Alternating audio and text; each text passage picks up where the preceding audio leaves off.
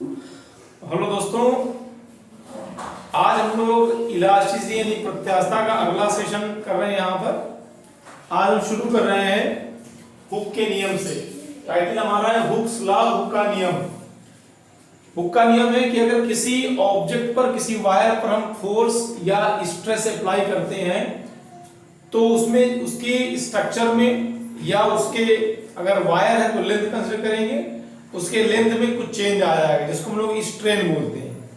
तो Hooke's law ये बताता है कि जो स्ट्रेस होगा वो स्ट्रेन के डायरेक्टली प्रोपोर्शनल होगा। यानी किसी भी पदार्थ में, किसी भी मटेरियल में जितना आप स्ट्रेस ज्यादा अप्लाई करोगे उतनी ही ज्यादा स्ट्रेन डेवलप होगी। उसमें जितना ज्यादा प्रतिबल का मान होगा उतनी ही ज्यादा विकृति उस पदार्थ में उत्पन्न होगी। यानी जो स्ट्रेस होगा वो स्ट्रेन के डायरेक्टली प्रोपोर्शनल होगा, या यूं कहें कि स्ट्रेस और स्ट्रेन का जो रेशियो होगा वो एक कांस्टेंट होगा और वो कांस्टेंट कहलाता है प्रत्यास्थता गुणांक या मॉडुलस ऑफ इलास्टिसिटी। ठीक है, या यूं कहें हुक का नियम यह भी बताता है कि अगर किसी मटेरियल पर आपने स्ट्रेस अप्लाई किया और उसमें स्ट्रेन डेवलप हुई तो स्ट्रेस और स्ट्रेन का जो ग्राफ होगा वो एक स्ट्रेट लाइन ही होगा। और इस ग्राफ से जो स्ट्रेट लाइन डेवलप हुई है, इस स्ट्रेट लाइन का या स्ट्रेस और स्ट्रेन के जो ग्राफ डेवलप है उसका आपने स्लोप निकाल लिया तो वो स्लोप भी प्रत्यास्थता गुणांक ही बताएगा। क्योंकि अगर बेटा यहां हम स्लोप निकालें, सपोज ये एंगल थीटा है, अगर हम स्लोप निकालेंगे यहां पर, स्लोप का मतलब है ढाल, प्रवणता बोलते हैं। तो प्रवणता निकालने के कई फार्मूले हैं। यहां पर एक फार्मूला हम लोगों ने पढ़ा था tan थीटा। जब थीटा दिया जाए तो tan थीटा क्या होता है, परपेंडिकुलर अपॉन बेस। अगर ध्यान से देखें तो ये परपेंडिकुलर होगा। अगर मैं इसको बोल दूं AB और इसको मैंने बोल दिया O, तो AB हो गया आपका परपेंडिकुलर, ठीक है, AB और बाई ये आपका OB हो जाएगा उसका बेस। और AB किसके करस्पॉन्डिंग है, ध्यान से अगर देखेंगे तो स्ट्रेस के करस्पॉन्डिंग है, क्योंकि इस एक्सिस में हमने स्ट्रेस लिया था। तो ये आ जाएगा स्ट्रेस, स्ट्रेस और ये है स्ट्रेन के करस्पॉन्डिंग, तो ये आ जाएगा स्ट्रेन। तो यहां पर वही बात निकल के आ गई, जो प्रतिबल और विकृति का अनुपात होता है वो एक कांस्टेंट है और उस कांस्टेंट को नाम दिया गया है मॉडुलस ऑफ इलास्टिसिटी यानी प्रत्यास्थता गुणांक। ठीक है, तो हुक का नियम जब लागू होगा तो हमेशा स्ट्रेस और स्ट्रेन का ग्राफ स्ट्रेट लाइन होगा और उस ग्राफ का जो स्लोप निकलेगा, जो ढाल निकलेगा, वो हमेशा मॉडुलस ऑफ इलास्टिसिटी को ही बताएगा, प्रत्यास्थता गुणांक को ही बताएगा। एक बात और है यहाँ पर कि हुक का नियम जब लागू होगा तभी जब वो प्रत्याशा सीमा के भीतर कार्य करे, या प्रतिबल को प्रत्याशा सीमा के भीतर ही लगाया जाए, या जो मटेरियल है, जो ऑब्जेक्ट है, वो प्रत्याशा सीमा के भीतर रहे। साथ में स्ट्रेन भी बहुत अधिक होनी नहीं चाहिए। अगर स्ट्रेन बहुत अधिक डेवलप हो रही है तो कहीं ना कहीं ये लॉ वायलेट कर जाएगा, इस नियम का वहां पर विघटन हो जाएगा, ये नियम वहां पर फॉलो नहीं होगा। ठीक है, अब प्रत्याशा की सीमा क्या होती है बेटा, हम किसी वायर में अगर स्ट्रेस अप्लाई कर रहे हैं तो उसके लेंथ में लगातार वृद्धि होती रहेगी, उसमें लगातार स्ट्रेन बढ़ती रहेगी, विकृति ज्यादा होती रहेगी। एक ऐसी लिमिट भी आएगी, एक ऐसा सीमा आएगी या एक ऐसी अवस्था आएगी जब उस पर्टिकुलर स्ट्रेस के लिए स्ट्रेन मैक्सिमम हो जाएगी। फिर अगर आप उससे ज्यादा स्ट्रेस कर देते हैं, उससे ज्यादा प्रतिबल लगा देते हैं तो वो वायर टूट जाती है। यानी उस वायर के अंदर से जो इलास्टिक नेचर है वो गायब हो जाता है। उस समय उस मैक्सिमम में उस स्ट्रेस की मैक्सिमम वैल्यू को हम लोग बोलते हैं लिमिट ऑफ इलास्टिसिटी यानी प्रत्यास्थता की सीमा। मतलब प्रत्यास्थता की सीमा ऐसा स्ट्रेस का वो मैक्सिमम वैल्यू है जहां तक पदार्थ के अंदर इलास्टिक नेचर बरकरार रहता है, वो प्लास्टिक नेचर में कन्वर्ट नहीं होती है। क्लियर हुई बात? स्ट्रेस और स्ट्रेन के आधार पर जो मॉडुलस पढ़े गए हैं या जो मॉडुलस ऑफ इलास्टिसिटी पढ़ी गई है वो तीन तरह की पढ़ी गई है बच्चों। एक होती है अनुदैर्ध्य, एक होती है यंग मॉडुलस यानी यंग प्रत्यास्थता गुणांक, दूसरी होती है आयतन प्रत्यास्थता गुणांक यानी बल्क मॉडुलस, और तीसरी होती है दृढ़ता गुणांक यानी मॉडुलस ऑफ रिजिडिटी। तो तीनों से संबंधित सूत्र पढ़ेंगे और कुछ बातें हैं, साथ में इस पर आधारित कुछ सवाल भी बताएंगे। तो हमने बताया आपको कि जो प्रत्यास्थता गुणांक के तीन प्रकार के हैं। एक हमारा यंग प्रत्यास्थता गुणांक, ठीक है, इसको गामा से डिनोट किया गया है, इसको बोलते हैं यंग्स मॉडुलस, और गामा बराबर है अनुदैर्ध्य प्रतिबल बटे अनुदैर्ध्य विकृति, longitudinal stress upon longitudinal strain. यहां पर जो अनुदैर्ध्य विकृति अनुदैर्ध्य प्रतिबल है वो F अपॉन ए यानी फोर्स अपॉन एरिया है, और अनुदैर्ध्य विकृति यानी लॉन्गिट्यूडिनल स्ट्रेन जो है वो small l upon capital L है। चूंकि जो यंग मॉडुलस है उसका जो कंसर्न है वो एक लीनियर बॉडी से होगा, जैसे तार है तो तार में यंग प्रत्यास्थता गुणांक ही पाया जाएगा, ठीक है। दूसरा हमारा है आयतन प्रत्यास्थता गुणांक जिसको बोलते हैं बल्क मॉडुलस, जिसको बीटा से डिनोट करते हैं। कई मर्तबा हम लोग बी से डिनोट करते हैं तो कोई इशू नहीं है, आप बी से भी दिखा सकते हैं। और बीटा बराबर होता है अभिलंब प्रतिबल यानी नॉर्मल स्ट्रेस अपान में आयतन विकृति यानी कि वॉल्यूमेट्रिक स्ट्रेन। नॉर्मल स्ट्रेस को यहां पर डेल्टा पी से दिखाया है हमने, और आयतन विकृति जिसको हमने दिखाया हुआ है डेल्टा वी अपान वी यानी आयतन में परिवर्तन बटे प्रारंभिक आयतन, और माइनस साइन को हमने कर दिया। जैसा कि नाम है कि आयतन विकृति यानी ये उन बॉडीज में होगा जिनमें वॉल्यूम होता है, जैसे पानी है, मान लो किसी समुद्र में पानी भरा हुआ है तो उस पानी में कौन सी प्रत्यास्थता गुणांक होगी, उसमें होगी बल्क मॉडुलस, ठीक है। तो ये यहां पर डेल्टा भी जो है वो नॉर्मल स्ट्रेस जो है, एक्चुअली ये है इंक्रीमेंट इन प्रेशर। सपोज करिए कि अगर किसी बर्तन में मान लीजिए गैस भरी हुई, यहां पर गैस फिल है, ठीक है। अब अगर हम इसमें प्रेशर अप्लाई करते हैं, सपोज हमने डेल्टा पी एक्सेस प्रेशर लगाया जिससे ये गैस कंप्रेस हो गई, तो no doubt delta P pressure लगाने से इसका जो वॉल्यूम है, जो गैस का आयतन है वो घटेगा। जब हम डेल्टा पी बढ़ाएंगे, when we will increase this pressure delta p, that time the volume will decrease definitely। जब डेल्टा पी बढ़ेगा तो आयतन कम हो जाएगा, इसलिए यहां पर नेगेटिव साइन इन्वॉल्व है, जो ये रेफर कर रहा है, जो ये संकेत देता है कि प्रेशर बढ़ाने से आयतन घट जाता है। कोई डाउट इसमें? ठीक है।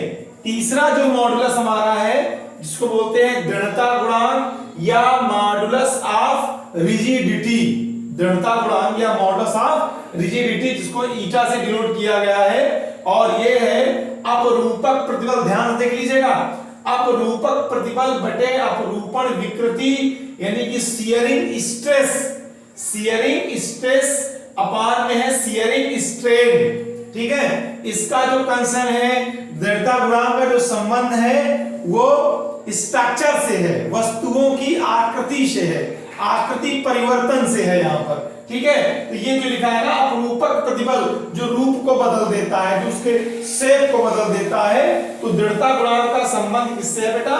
शेप के परिवर्तन से, आकृति के परिवर्तन से। और यहां पर अपरूपक प्रतिबल को F/A से ही दिखाया गया है, फोर्स पर यूनिट एरिया, और अपान में जो अपरूपण विकृति है जिसको हम लोगों ने यहां पर थीटा से दिखाया हुआ है। एक बात बहुत मायने रखती है कि किसी प्रकार का कोई भी प्रत्यास्थता गुणांक हो, चाहे वो यंग्स मॉडुलस हो, चाहे वो बल्क मॉडुलस हो, या फिर मॉडुलस ऑफ रिजिडिटी हो, सबका जो मात्रक होगा वो प्रतिबल के मात्रक के ही बराबर होगा। और प्रतिबल का मात्रक हमने लास्ट लेक्चर में क्या बताया था बेटा? न्यूटन पर मीटर स्क्वायर। ठीक है। और इन तीनों की डायमेंशन चाहे गामा हो, चाहे बीटा हो और चाहे फिर ईटा हो, सबका मात्रक अगर न्यूटन पर मीटर स्क्वायर है तो बेटा सबकी बीमा क्या होगी बेटा, ml-1 t-2। ये तीनों की डायमेंशन होगी, प्रतिबल की भी यही होगी, एयर मॉडुलस की भी डायमेंशन यही होगी और आपका बल्क मॉडुलस की भी डायमेंशन यही होगी, साथ में दृढ़ता गुणांक की बीमा भी यही होगी। ये एग्जाम में कई बार आया हुआ है, कई बार आप क्वेश्चन आता है ना कि 4 ऑप्शन दिए जाते हैं, पूछा जाता है कि निम्न में किन युग्मों की बीमाएं असमान है। तो भाई अगर 3 आपको ऑप्शन में समान दी गई हो तो चौथी डायमेंशन तो नो डाउट असमान ही होगी, बराबर नहीं होगी, चौथा ऑप्शन ही सही मानेंगे। ठीक है, इसमें ये बात समझ गए इतनी। बेटा देखिए यहाँ पर कुछ बिंदु लिखे गए हैं, बहुत इंपॉर्टेंट पॉइंट, ध्यान से देखिए। पहला लिखा हुआ है पूर्ण दर्पण के लिए hard perfectly rigid body gamma is infinite. कोई आदर्श दृढ़पिंड है, चाहे उसको पूर्ण दृढ़पिंड कहो या आदर्श दृढ़पिंड कहो, एक ही मतलब है, उसके लिए गामा इनफाइनाइट क्यों है? क्योंकि गामा होता है बेटा F/A/l। आपको पता है रिजिड बॉडी में कोई आणविक विस्थापन नहीं होगा, कोई मॉलिक्यूलर डिस्प्लेसमेंट नहीं होता। यानी रिजिड बॉडी के लिए, जो परफेक्टली रिजिड बॉडी है उसके लिए जो स्मॉल एल की वैल्यू होगी वो 0 होगी और समथिंग अपॉन 0 क्या होता है बेटा, इनफाइनाइट। इसलिए पूर्ण दर्पण के लिए जो गामा का मान होगा वो कितना होगा बेटा, अनंत होगा। एक बात और, गामा का जो मान होता है वो सिग्मा कलम ने बताया था, पाइसन रेशियो लास्ट लेक्चर में था, सिग्मा से बड़ा होता है और गामा का मान जो मॉडुलस ऑफ इलास्टिसिटी है, जो आपका दृढ़ता गुणांक है, उससे भी बड़ा होता है। ये क्वेश्चन भी बहुत इंपॉर्टेंट है, कई बार पूछा जा चुका है एग्जाम में। अगली बात है आदर्श द्रव है, अगर आइडियल लिक्विड है तो उसके लिए जो बल्क मॉडुलस होता है, जो आयतन प्रत्यास्था गुणांक होता है, उसका मान भी इनफाइनाइट होता है। अब ये कैसे बेटा हुआ? तो बेटा आप जानते हैं कि आइडियल लिक्विड में जो बल्क मॉडुलस होगा उसका फॉर्मूला होगा बीटा बराबर delta P upon delta V divided by V. और आदर्श द्रव है, अगर आइडियल लिक्विड है तो डेल्टा वी की वैल्यू 0 होगी, क्योंकि आइडियल लिक्विड की प्रॉपर्टी है कि उसके आयतन में परिवर्तन नहीं होता। आदर्श द्रव की बात करते हैं तो आदर्श द्रव में अगर फोर्स प्रेशर अप्लाई किया जाए तो उसके आयतन में परिवर्तन नहीं होगा, यानी उसका जो डेल्टा वी का मान होगा वो 0 होगा और समथिंग अपॉन 0 करेंगे तो बीटा का मान भी क्या निकलेगा बेटा, इनफाइनाइट निकलेगा। ठीक है, अगली बात यहां पर है संपीड़ितता जो होती है आदर्श द्रव में, जो कंप्रेसिबिलिटी है उसका, कंप्रेसिबिलिटी जो है उसकी वैल्यू कितनी होती है बेटा, 0 होती है। कंप्रेसिबिलिटी क्या है कि बीटा का रिवर्स है, मतलब ये हुआ संपीड़ितता बराबर हुआ 1 अपॉन बीटा। तो अगर बीटा का मान बेटा इनफाइनाइट है तो 1 अपॉन बीटा क्या हो जाएगा, 0 हो जाएगा। इसी तरह बेटा अगर कोई भी द्रव हो, चाहे वो आदर्श हो चाहे बिना आदर्श वाला हो, कैसा भी द्रव है, उसके लिए ईटा का मान हमेशा 0 होता है। मतलब क्योंकि द्रव में ये प्रॉपर्टी नहीं होती है। ठीक है, द्रव में ये प्रॉपर्टी नहीं पाई जाएगी, ये ध्यान रखिएगा। जो ये आपका है बीटा यानी बल्क मॉडुलस जो है, जो आपका आयतन प्रत्यास्था गुणांक है, ये ठोस द्रव और गैस तीनों में पाया जाता है, ये ध्यान रखिएगा आप लोग। ठीक है, लेकिन इसमें द्रवों में ये आपका ईटा का मान नहीं होता है। द्रवों के लिए ईटा जिसको बोलते हैं दृढ़ता गुणांक, इसका मान 0 होता है। ठीक है, अगला हमारा है प्रत्यास्था गुणांक का मान, बहुत इंपॉर्टेंट है बेटा, ये वेरी वेरी इंपॉर्टेंट, बहुत इंपॉर्टेंट है बेटा, ये कई बार एग्जाम में आ चुका है कई परीक्षाओं में कि प्रत्यास्था गुणांक का मान पदार्थ की प्रकृति पर निर्भर करता है। जो मॉडुलस ऑफ इलास्टिसिटी है that depends upon the nature of material, कैसा पदार्थ आप प्रयोग कर रहे हैं। फॉर एग्जांपल रबर के लिए देखिए अलग होता है, स्टील के लिए अलग होगा, हाथी दांत के लिए अलग होगा, ठीक है, कॉपर के लिए अलग होगा।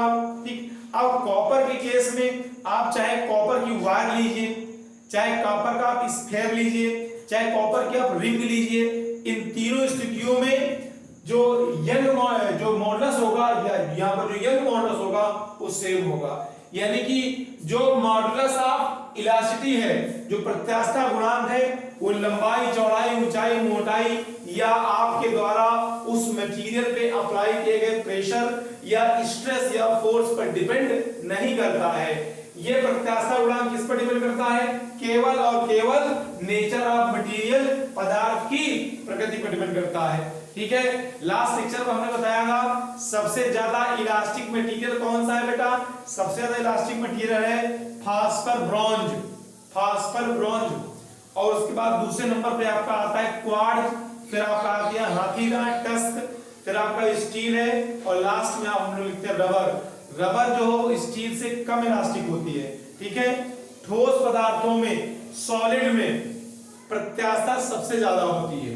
ठीक है, सॉलिड है मैक्सिमम इलास्टिसिटी, ठोस पदार्थों में प्रत्यास्थता सबसे ज्यादा होती है, और गैस पदार्थों में प्रत्यास्थता सबसे कम पाई जाती है।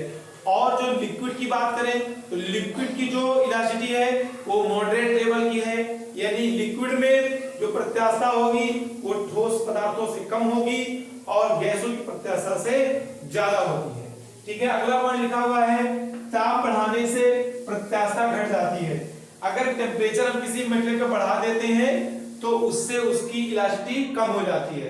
बेटा हम जानते हैं कि टेम्परेचर बढ़ाने से मॉलिक्यूलर डिस्टेंस बढ़ती है, कहीं ना कहीं आणविक दूरी बढ़ती है, और अगर किसी पदार्थ में अणुओं के मध्य की दूरी बढ़ने लग जाए, इसका यही मतलब होता है कि उसका जो डेंसिटी है वो कम होने लग गया। अब किसी मटेरियल की डेंसिटी अगर कम होने लग जा रही है, अगर किसी सॉलिड का घनत्व कम होने लग रहा है, इसका मतलब है वो द्रव बदलने की ओर अग्रसर है, it is tending to convert into liquid. और आपको हमने बताया है कि लिक्विड की जो प्रत्यास्थता है वो ठोस पदार्थों से कम होती है। तो यहाँ पे सेम सिचुएशन आ गई कि टेम्परेचर बढ़ाने से मॉलिक्यूलर डिस्टेंस बढ़ जाएगी, इसकी वजह से उसकी डेंसिटी बढ़ जाए कम हो जाएगी और वो लिक्विड की ओर ट्रांसफर होने लगे, कन्वर्ट होने लगेगा। इस लिहाज से उसकी प्रत्यास्थता कम हो जाती है। परंतु अगर पदार्थों को पीटा जाए, if we on beating the material elasticity increases, पदार्थों को पीटने पर प्रत्यास्थता जो है वो बढ़ती है। अब कई लोग समझते हैं कि पीटना और टेम्परेचर बढ़ाना एक ही चीज है, परंतु ऐसा बिल्कुल नहीं है। कि ये लोग सोच रहे हैं कि पीटने पर भी टेम्परेचर बढ़ जाता है, बिल्कुल नहीं। टेम्परेचर बढ़ाने का मतलब है हम मॉलिक्यूलर डिस्टेंस बढ़ा रहे हैं, लेकिन पीटने से मॉलिक्यूलर डिस्टेंस नहीं बढ़ती है, ध्यान रखिएगा। पीटने से डेंसिटी में कन्वर्जन नहीं होता, डेंसिटी कन्वर्ट नहीं होती, उसका घनत्व नहीं बदलता है। गर्म करने से घनत्व बदलने के चांसेस पूरे हैं कि मान लीजिए बहुत ज्यादा हमने आयरन को गर्म कर दिया तो एक समय आएगा कि वो जो है इतना मॉलिक्यूलर डिस्टेंस बढ़ गई, उसका वॉल्यूम इतना वैसा हो गया, उसकी डेंसिटी इतनी कम हो गई जाकर कि वो लिक्विड में कन्वर्ट हो गया जाकर। परंतु पीट कर किसी के लिक्विड में कन्वर्ट नहीं कर सकते हैं। यानी पीटना और गर्म करना दोनों अलग प्रोसीजर्स हैं। तो पीटने से आणविक दूरी नहीं बढ़ती, केवल वाइब्रेशन की एम्पलीट्यूड बढ़ती है, कंपनों का आयाम बढ़ता है, परंतु गर्म करने से उसकी जो मॉलिक्यूलर डिस्टेंस है वो बढ़ने लगती है। ठीक है, अगला हमारा है कि अनिलीकरण करते हैं। अगर एनिलिंग का मतलब ये है कि पहले किसी पदार्थ को बहुत ज्यादा गर्म करिए, फिर उसको धीरे धीरे ठंडा करिए, इस प्रोसीजर को अनिलीकरण कहते हैं, यानी अनिलिंग कहते हैं। अगर आप किसी पदार्थ में अनिलीकरण करते हैं, यानी उसे पहले गर्म करते हैं फिर धीरे धीरे ठंडा करते हैं, तो इस सिचुएशन में भी प्रत्यास्थता जो है आपकी वो घट जाती है दोस्तों। ये ध्यान रखने वाले बिंदु हैं। फिर बेटा अगले 2 पॉइंट हैं, इसमें लिखा है कि किसी तार को खींचने में किया गया कार्य, कोई हमारा वायर है, अगर उसको खींच रहे हैं तो खींचने में कितना वर्कडन होगा। बेटा अगर हम ये एक वायर बताएं, ये एक वायर है, इसकी लंबाई कुछ कैपिटल रही होगी, इसको हमने कुछ फोर्स लगाया और ये स्मॉल इसको हमने खींच दिया, तो जो यहाँ वर्कडन होता है वो होता है 1/2 F into small L. Small L जो उस पे जो लेंथ में इंक्रीमेंट है या यहाँ पर विस्थापन के रूप में आया हुआ, इसी को जब हम लोग ड्राइव करके लिखते हैं तो कुछ इस रूप में कन्वर्ट हो जाता है। तो किसी वायर को आप पुल कर रहे हैं, पुल करने में इतना वर्कडन होगा या इतनी उसकी पोटेंशियल एनर्जी होगी। U बराबर half stress into strain into volume.